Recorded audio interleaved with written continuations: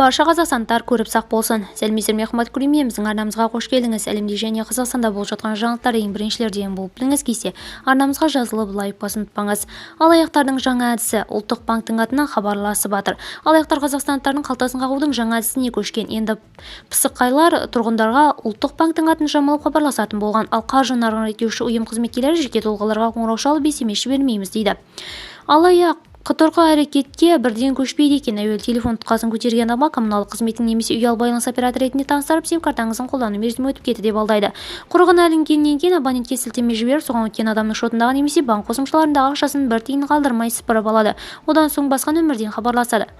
Қазақстан ұлттық банкінің қызметі Қазақстан ұлттық банкі алаяқтар әрекетіне тән жаңа схема пайда болған ескертеді. Қаскөйлер өзінің коммуналдық қызметін немесе ұялы байланыс операторларының қызметкері ретінде таныстырады. Алаяқтар ұялы телефонға келген хабарламаның өзіне жіберуді, қауіпті сілтемеге өтіп қосымшаны жүктеуді немесе мессенджердегі жаңа функцияны іске қосуды, я болмаса дербес серіктерді хабарлауды сұрайды. Кейін телефонға қосылып алған соң қаскөйлер азаматтың қаражатын ұрлайды.